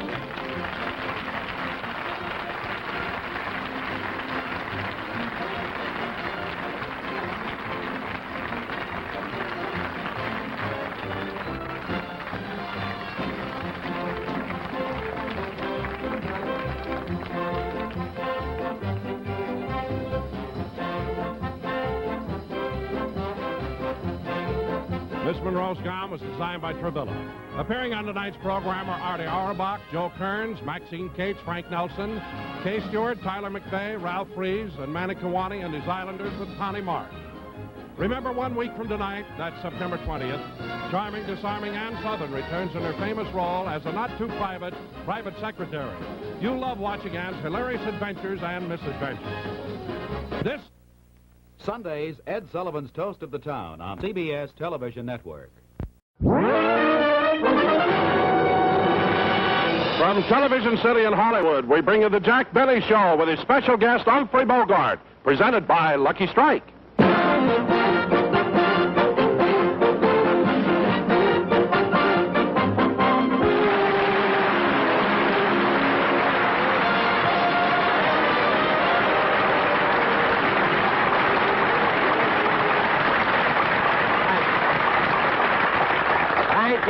Thank you very, very much, ladies and gentlemen, and welcome to the Lucky Strike program. You know, really, you'll have to excuse me for laughing, but I just spent the most wonderful half hour I've ever spent in my life. I was listening to my own radio show. And I don't know, I was so comical, you know. I said so many funny things. Oh, I know what you're thinking, you know, but I really believe that a man should be honest with himself. If there's anything I hate, is when a comedian is great and won't admit it. I've never met one like that, but if I did, I'd hate it. And one thing about me, lady, I'm honest. I really am. You know, if any other comedian has a bad show, I'm the first one to admit it. I talk about it all the time. But I have my faults. You know, I'm not perfect or anything. I'm too easygoing and I'm not overly ambitious. But then after all, I don't want to be the richest man in the world, you know. America is big enough for me. But, you know, ladies and gentlemen, tonight, you know, I announced 3 weeks ago that tonight Mary Livingston was going to be on my show, you see. But unfortunately, we had to postpone it because there was a big mix-up and everything. You see, when the producer asked Mary to be on my show, I told Mary to ask for a lot of money, you see. You know, I forgot that I was paying for it. So, instead of Mary, tonight we have Humphrey Bogart as our guest star. And, really, I'm getting him fairly reasonably. You know how tough he is on the screen? You know what a tough guy? Knows nothing about business. Nothing at all. Well, anyway, this show that I'm going to do... Jack!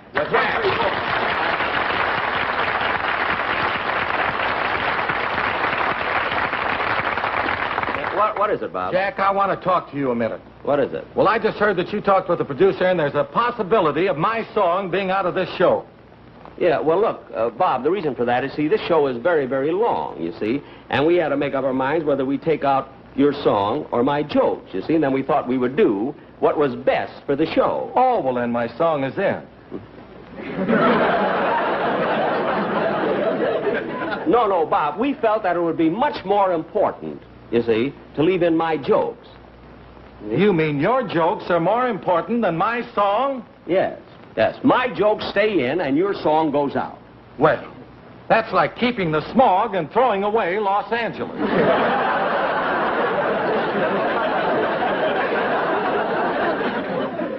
Well, keeping the smog and throwing away Los Angeles. Pretty clever line, isn't it? Yes. What's in my next TV show? I'm on TV 5 times a week. I thought you were tired. Let's see that. Now, look at Bob. Your song is out, and that settles it. You see, I'm running this show. I'm the boss. It's my show, and I'm running it, whether it's good, bad, or indifferent. Well, that's what the critics said about your last show. What? Said Bob was good, Jack was bad, and the audience was indifferent. Look, Bob, go and get ready for the play, will you? All right. You know, I can't understand. He's the toughest guy to get along with. You know, he's only been with me a short time, you know. And the only reason I hired him at all was because I wanted him, I wanted him to introduce me to his brother Bing. Then I found out he didn't even know him.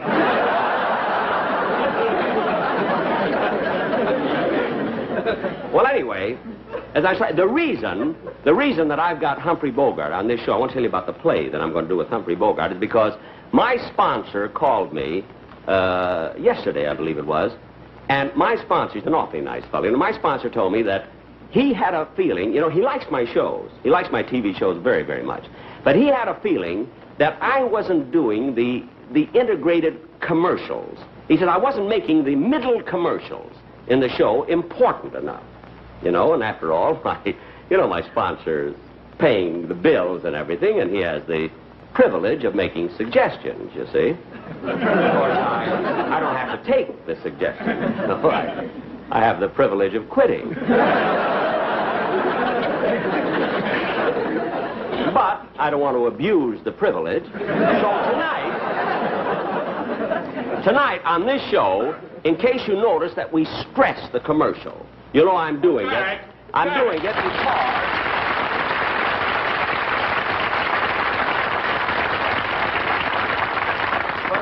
Jack, what's this I hear about you writing me out of the commercial on this show? Well, Don, look it. Wait, am I going to have trouble with you, too? You very well may. Oh, I very well may. Well, Don, the reason you're not doing the commercial, see, is because I have another very important way of doing it. Now, just a minute, Jack. Yes? What's more important about the commercial than the way I do it? Look, Don, you don't fit into it this week. Oh. I mean, hurting the script for the sake of your commercial is like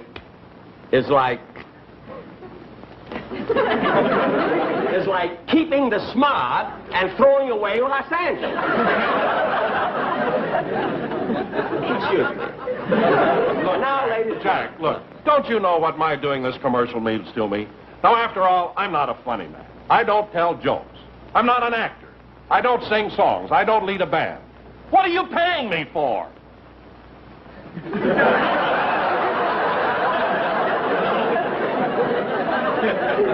Don, you're hanging yourself.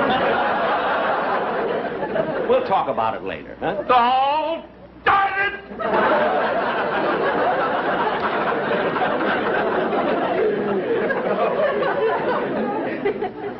The fellow been with me 20 years. I can't understand why I have so much trouble with everybody in my cast. But everybody. Always complaining, always unhappy. I don't know. Maybe if I gave them more money, that... Nah. Better they should be unhappy than me. But anyway, well, we've got to get on now with the show. Ladies and gentlemen, now tonight, we're going to offer a real dramatic play called Babyface, starring Humphrey Bogart. On with the show.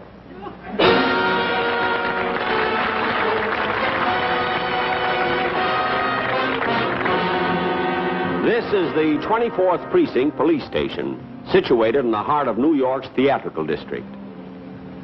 This is the detective squad room. Here crime, with its quick, easy promise, is shorn of its flimsy veneer and revealed in its sordid, squalid reality. To this room come people from all walks of life. The flotsam and the jetsam, the hoy and also the polloi. The man you see at the typewriter is Detective Sergeant Crosby. The man looking through the file, standing behind Crosby to his right, which would be to your left on the screen, or to your right, and his left, or... Well, anyway, he's Detective Wilson. And he's to everybody's right and left. You can't miss it. The men who just came in are Detective O'Brien and a suspect he has just arrested. Well, where'd you pick this one up, O'Brien? I picked them up in an alley near the...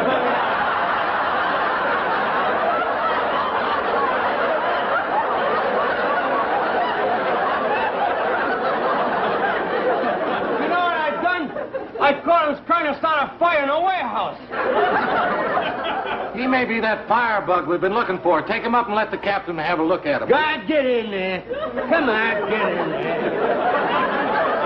O'Brien was an honest cop. We could tell that from the clothes he wore. Incidentally, my name is Lieutenant Benny. I should be arriving at the office any minute. Oh, here I come now. I took off my hat and coat. I hung them up on the hall tree. With Wilson and Crosby. I had heard a funny story last night, and I passed it on to the boys.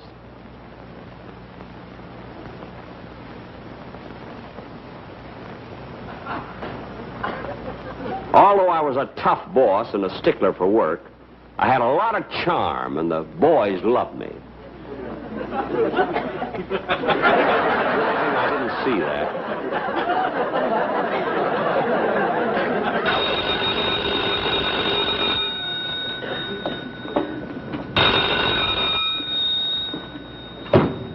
Hello? Precinct 24. Yeah? Detective Benny speaking.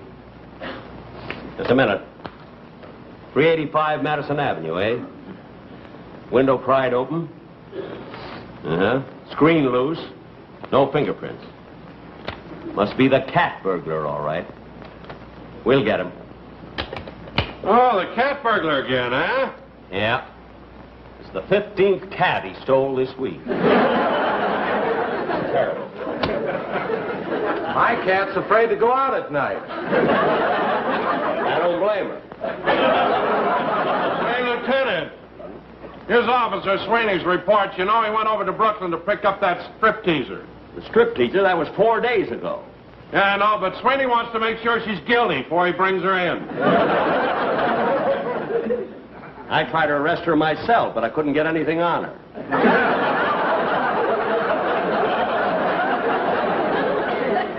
Better fix up these files.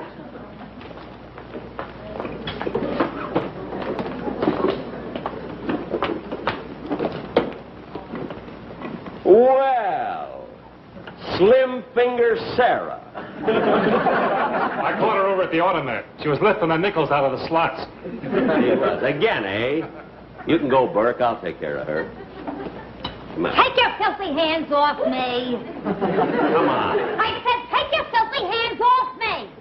All right. Don't holler. This ain't the first time you've been pinched. You're telling me I'm black and blue all over. Hey, Lieutenant, wasn't she in here about a month ago? Yeah, she's the slickest pickpocket in the country. Operates all over town. Last time I arrested her was at the zoo. The zoo? Yeah. She picked a baby kangaroo out of its mother's pouch. What made you do a silly thing like that? To me, a pocket is a pocket. Now make it easy on yourself and sign that confession. Maybe I'll give you a break. Oh, no, you don't. I ain't signing nothing till I talk to my lawyer. And besides, I'm entitled to make one phone call. These crooks know their rights, all right. Go ahead.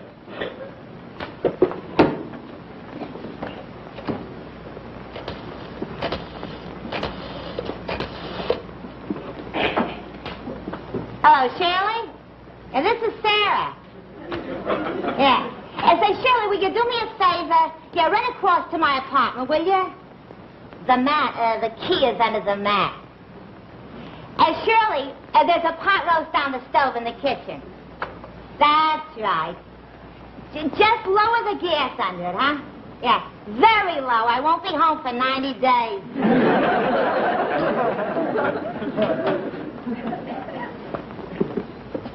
Why didn't you call your lawyer? You don't like pot roast. All right, sit down. I'll take care of you later.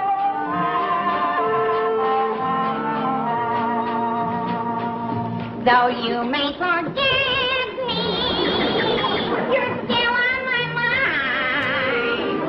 Look over your shoulder, I'm walking behind. My song they cut out. Baby, that's new, but I shall wish again.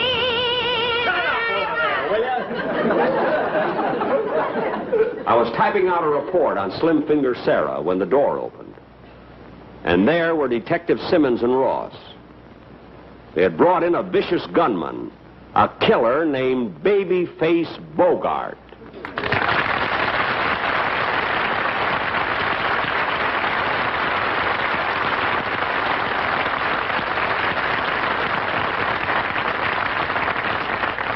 I didn't mind the applause he got on his entrance, but I resented the fact that Crosby and Wilson joined in.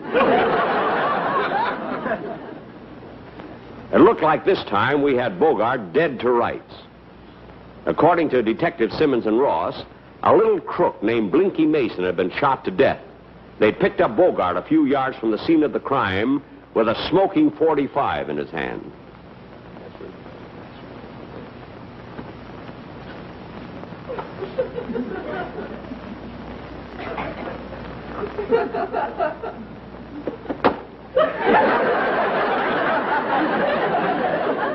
Come over here. Sit down over there.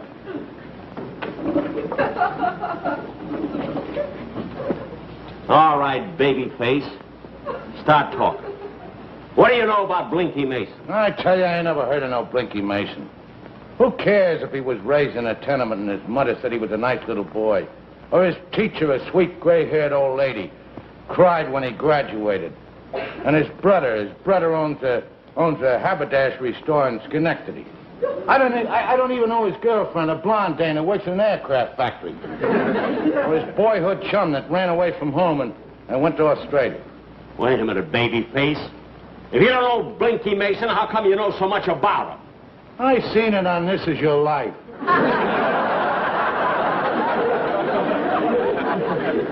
What? Gee, how I cried when they brought in a warden that he hadn't seen for 20 years. The warden? Yeah. Hey, you know they flew that guy all the way out from Sing Sing by TWA. Now look, baby face. You killed Blinky Mason, I'm going to get a confession out of you. Yeah, and how are you going to do that? Beat me? He very well may. Yeah. When Mason was knocked off, you were standing there with a gun. And listen to this. I'm walking behind you. Turn that thing off. Now, what did you do with that gun? Now, wait a minute before you start any rough stuff. I'm entitled to one phone call, ain't I? Well, yes. Okay, give me a dime and I'll run down to the drugstore.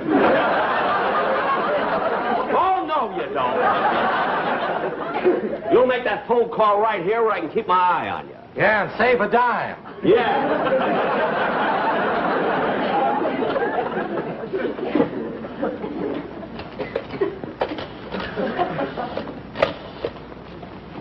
Hello, Shirley? Shirley? Yeah, well, listen. Listen, honey, this is Babyface. Yeah, well, I won't be home a little later. Oh, that's too bad.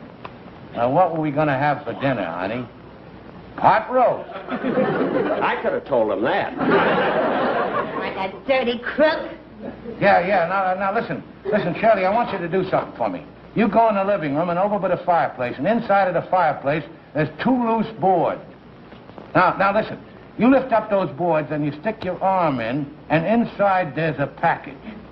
Yeah, well, that's my laundry. Yeah, listen, I want it back by Friday. Why didn't you call your lawyer? Because I don't like the way he does my shirts. Now, look at here. You killed Blinky Mason, didn't you?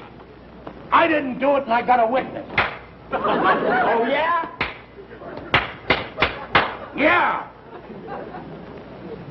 Why don't one of you guys press it?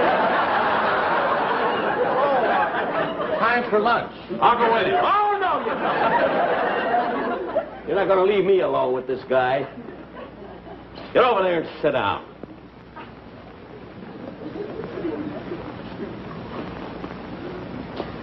All right, babyface.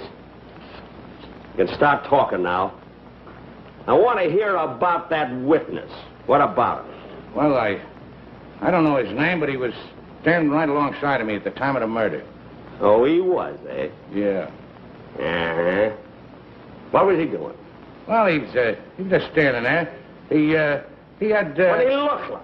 Well, he was a curly-headed guy. He was about 5'10". He had a gray suit on and brown eyes. Oh, yeah? What color hair? He was bald. Wait a minute, you said he was a curly-headed guy. That's right, no hair, just a curly head.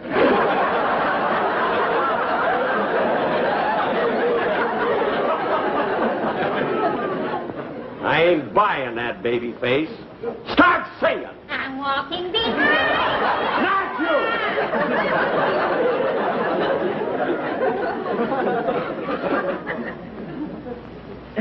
Let's get back to that witness again. What was he doing? Well, he was He was holding a cigarette in his hand. Yeah? What kind of a cigarette? I said what kind of a cigarette? Well, he was, I ain't gonna talk. I said what kind of a cigarette? All right, all right. It was a lucky strike.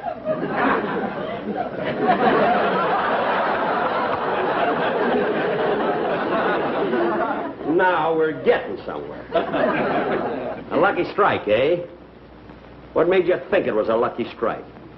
I ain't talking. What made you think it was a lucky strike? Because it was so round, so fine, so fully packed, so free and easy on the draw.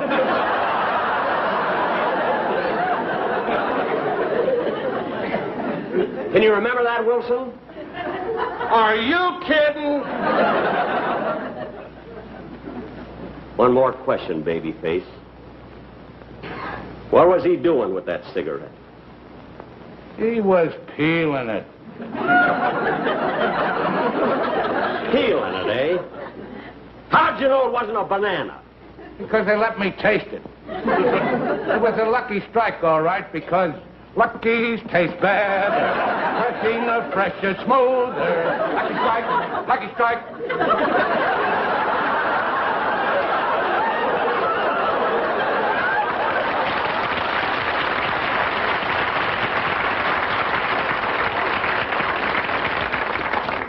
All right. What else? Nothing. What? Nothing.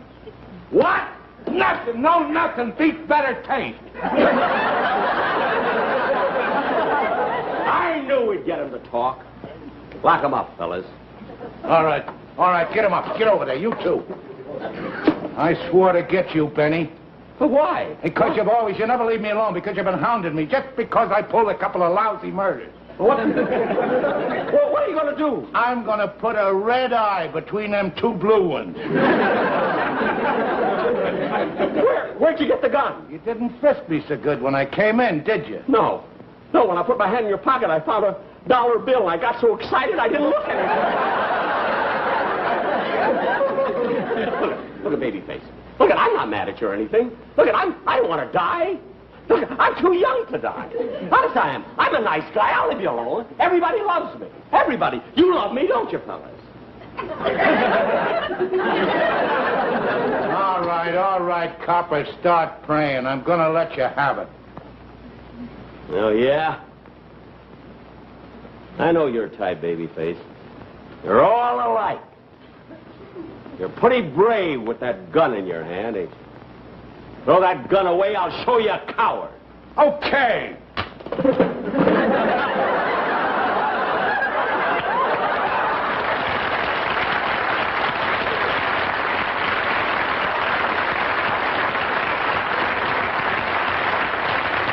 How about that? Come on, Sarah, let's go get that pot roast. Be my guest. I'm walking behind you.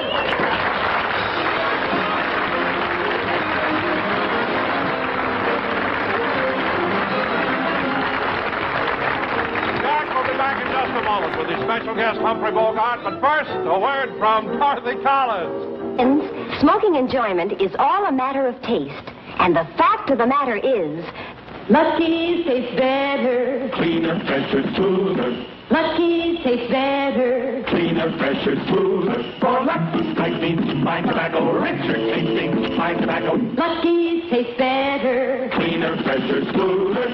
Lucky Strike, Lucky Strike. Sure, Lucky's taste better. Everybody knows Lucky Strike means fine tobacco. Fine, light, mild tobacco that just naturally tastes better. And Lucky's are made better. They're round and firm and fully packed to draw freely and smoke evenly. With fine tobacco in a better-made cigarette, golly, you're just bound to get better taste. Smoking enjoyment is all a matter of taste, you know. And the fact of the matter is, Lucky's taste better. Cleaner, fresher, smoother. Lucky Strike, Lucky Strike.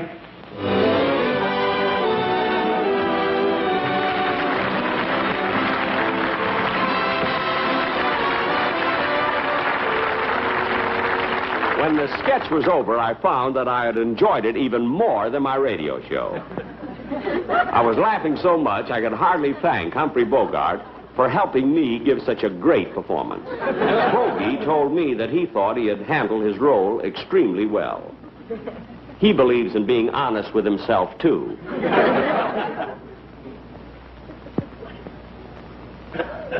Then he told me about his new picture, Beat the Devil, with Jennifer Jones. Then I told him about the last picture I made.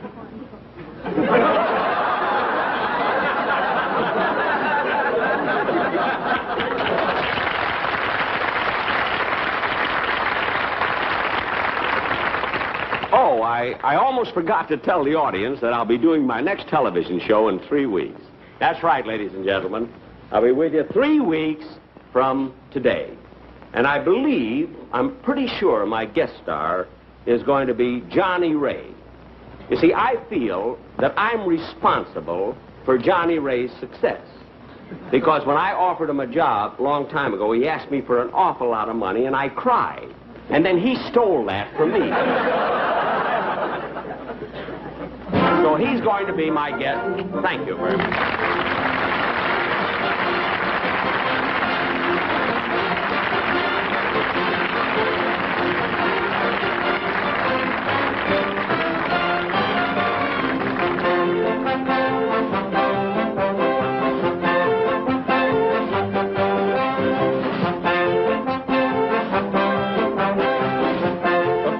Tonight's program were Sarah Berner and Benny Rubin. Remember, 1 week from tonight on this same station, Ann Southern returns in Private Secretary. The Jack Benny program has been brought to you by Lucky Strike, product of the American Tobacco Company, America's leading manufacturer of cigarettes. This is Don Wilson saying, be happy, go lucky.